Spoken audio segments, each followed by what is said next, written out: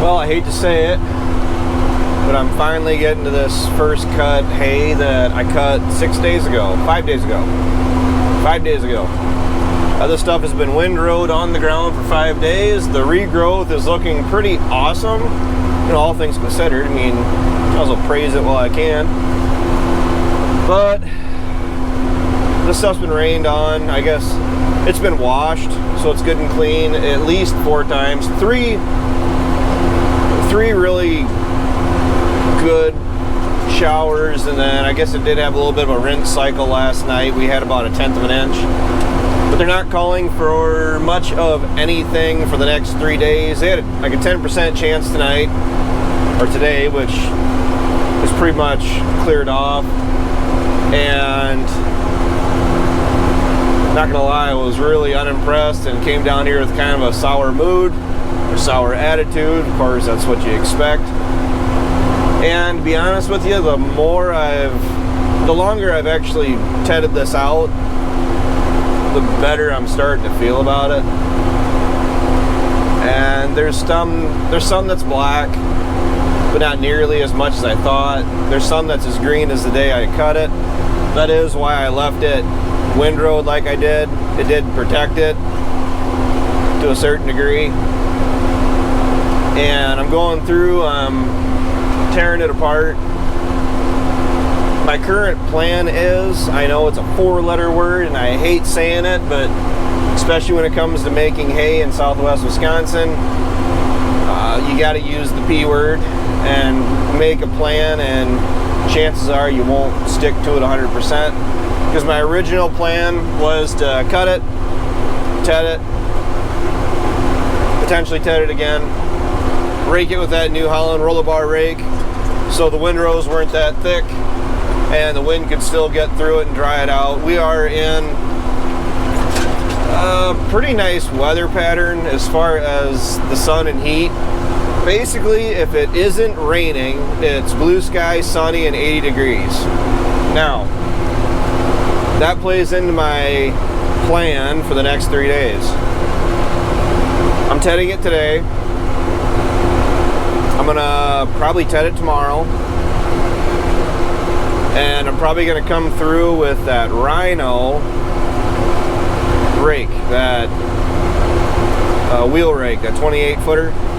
Now that kind of goes against everything that I've done so far since January as far as getting ready to make this stuff. Because what's the point of buying a New Holland roller bar rake if I'm not going to use it? Well, this stuff is fertilized heavy, really heavy, quite heavy. This is the best part of the field of this 50 acres. From the hill, the bottom of the hill, to where, I don't know if you guys can see it, to where I actually tedded the rest of the field already. This is the heaviest stuff. But when you get on the end of the fingers and the ground really lightens up, it's really not that great of soil. The material that's there is really light. And going through and tedding it, the windrows that were there just kind of flew off into the wind. So where I'm at on it is, if I'm going to get anything back on my initial investment in those parts of the field, that roller bar rake isn't going to do a good enough job picking it up. So my plan is to go through with the Rhino rake. I'm gonna narrow it up. I'm not gonna do the full 28 feet on like this part of the field. I'm gonna do smaller windrows, but I'll be able to widen out the back of the machine to make wide windrows that'll help match the pickup on the round baler.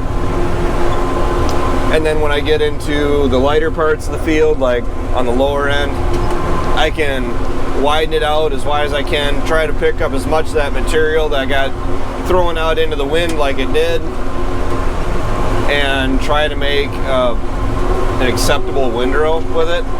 Because this stuff down here, I couldn't even hardly, I don't know if you guys can even see that, but there's just, oh, stepping a cracker. there's not that much there. And being able to come through and pull as big of a windrow in as I can, I think is more beneficial in this round, first cut. The bottom, there's like, I can't remember what the number is, 40 acres, give or take, down there. That'll pretty much all have to be hit with that New Holland rake. So my money isn't going to waste. It does need to be raked singly because it's all headed out now, so it's going to be heavy. It's going to be hit twice with the tedder. But that is also why I'm able to come in with the Rhino rake, because of the weather. 80 degrees and sunshine for the next 2 days. I'm going to ted this out, let it air out, get some of those wet green spots kind of cured out, dried up. Then I'm going to come back through and probably ted out the heavy stuff again tomorrow. So ideally, the crop is already fairly dry by the time I come through to rake it, that I'm not too worried about it actually drying in the windrow after I rake it back up. So the whole point of going through and raking it with the wheel rake, those wheels have more of a sweeping action, which is actually a downside to them if you listen to the wrong people. The right people, it depends on how you view things. But that's actually what I want. Because the stuff is so light, I actually want to run the wheel rake over it because it's able to sweep the field and pull up all that material that I just blew into the wind. And I'm at least trying to get some of my investment back. And with it being warm, sunny, fairly nice drying weather, granted I would have preferred this drying weather closer to when I actually cut this field down. But I'm able to at least control the width of the rake and the amount of material I'm rolling into a windrow, so I'm not making huge monster windrows. And the problem is, it's Southwest Wisconsin, and by the time I get around to baling this, which is going to be in 2 days, sounds right, it's going to be raining the following day. So I got help. I don't have all the help. Dad's not going to be available. Ryan should be around, or should I say Ryan will be around. I'm pretty sure Hannah will be back, so Ryan and Hannah can actually haul the hay in for me, and we can get it off the field. The stuff is coming back really nice. My original intentions were to cut the whole works, get everything made on it, and then hit it with the liquid fertilizer. Well, the sprayer has been ran. The sprayer has been broke. Oh, no, it's startup days, startup problems. Andrew showed up. He got everything done on the wiring harness on his end that he needed to get done on it. So now it is really stinking cool that we're running that through that ag liter monitor. It'll actually tell you how much material is in or how much product is in the tank. It actually paints on the monitor so you can see where you've sprayed, and I'm gonna have to do a video on it because I think it is pretty neat. A lot less headache compared to just doing the 3 dummy switches and having to do all the math and just sticking at a certain speed across the field. I can actually set different presets in there for 10, 15, 20 gallons to the acre. You hit a button, and because of that flow meter and the control valve and the monitor and that $1,500 wiring harness I put on, you set it and drive. I think that's awesome. I really do. It was worth the money. I'm planning on getting my money back out of that sprayer. It's just that we ran it and we found all the areas on the sprayer that I didn't address completely. I got a couple of hoses that all it's going to take is going through and tightening up the hose clamps. I wasn't happy with it's got 3 filters on the back that for each of the 3 sections of the sprayer boom, they each have their own filter, and I didn't like any three of them. I thought I was just going to replace them anyway, but we ran it with them on, and that sprayer was put away without being winterized. I already knew that because of the liquid that was in the tank still, but I didn't realize that one of those filter housings was busted right on the bottom, and luckily none of us was standing near it when we revved up the tractor, because we had a really nice 20 psi, I believe is what, no, 40 psi, I think is what we got the pressure up to, and we had a nice jet of water coming out of the back of that filter. I have them ordered. For those of you that were so kind to give me all those different websites for sprayer parts, I appreciate you so much, because I actually got a bunch of the filters, 3 new filters ordered from that site, and I do have some other fittings that I was going to look into getting later on. So the sprayer should be ready to go. For how this stuff is coming back, I may try to sneak down here next week, because we're calling for rain Tuesday, Wednesday. I might try to get the sprayer fixed up on the rainy days, and then if we're not cutting hay, which we probably will be, we got over 150 acres of hay to cut yet, and I want it done preferably before the 15th of June, so I can still get at least 2 more cuttings in. We need to grab a gear. But yeah, I'd like to get down here and at least spray this part of the field, and then the bottom on its own. Plus, I am going to go through and spray some of my dad's. My dad has a bunch of grass himself that I want to get sprayed. I got that sprayer, I'm going to use it. And the fertilizer overall really isn't that bad. It was $1,500 for the dry fertilizer I put down, and I actually had too much because I didn't have the farm GPS yet, so I was about 10 acres too heavy for what I could actually cover. I mean, I wanted to do the bottom, but it was wet and it did flood. I mean, after I fertilized everything else. So I did go and I put it down on a bunch of our pasture, which the cows, I think, really appreciate. There will be more updates on the cattle, and I don't know, I guess I don't feel all that stressed right now. I feel a lot better that this hay actually doesn't look too bad. It's been rained on more than enough, but leaving it in the windrow was a big help, because it actually protected it to a certain degree. I mean, the clover, it's black. That's the nature of clover. I didn't seed this down. The previous guy that was running this did. And, well, he did what he felt was necessary to plant. And that's all I can really say about that. If it was me, I actually would have preferred more grass, less clover. Oh well, can't be helped.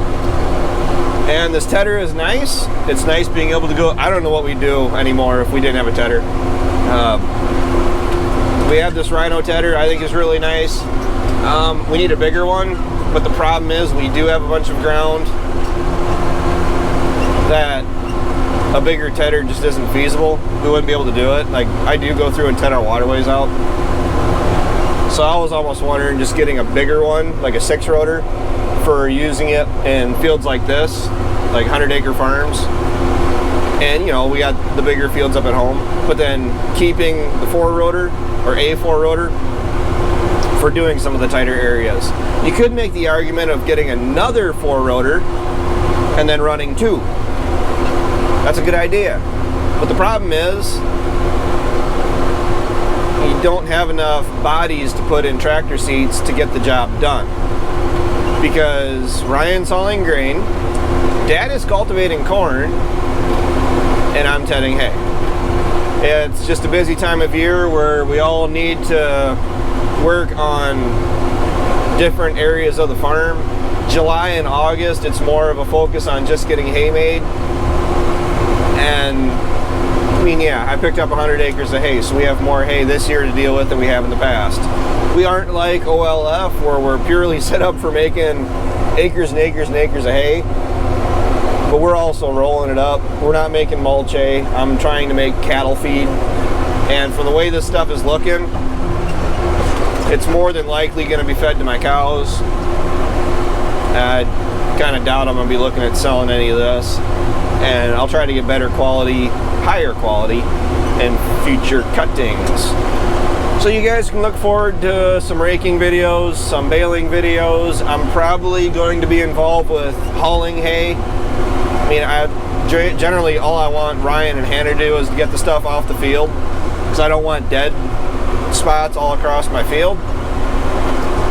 But I got storage for 250 bales if I stack them in as tight as I possibly can. But if I put that hay preservative on it, they do need to be able to breathe for a couple days. So they're probably going to sit out, I hate to say it, but out in the elements. They may get rained on a little bit, but we're supposed to, they will, be put out, a couple feet apart so they can breathe. They can shed any moisture they got in them. I had to order I gotta go pick it up tonight actually, another hay moisture tester. I was actually sent one from a viewer. I'm not sure if he still watches.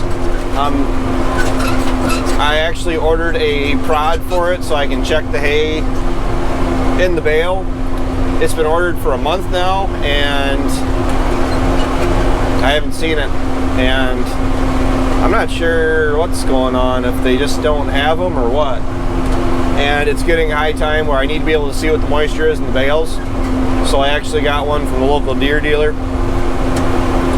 It has a temperature gauge and the moisture gauge down to 8 to 45% moisture, and it does let you check the temperature too, which I'll be checking the temperature pretty religiously for 2 weeks after I get them baled, just to make sure that they aren't getting hot on me, because I don't want just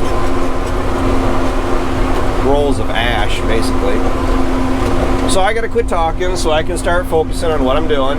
I don't have any action shots of the tedder. Generally people don't care to see action shots of the tedder. Your best bet, well, there's gonna be a lot of hay tedded this year, let's just face that. I'm sure Ryan's gonna be filming more action-y stuff later on in the year. I mean, he probably would be if he wasn't hauling grain right now. So, I don't know. I got my 2 magnet mounts, and I'll try to get some more action stuff with raking hay. So you guys are watching the rest of the story. Thanks for listening to me rant. I'll talk to you later. Take care, take it easy, keep in touch.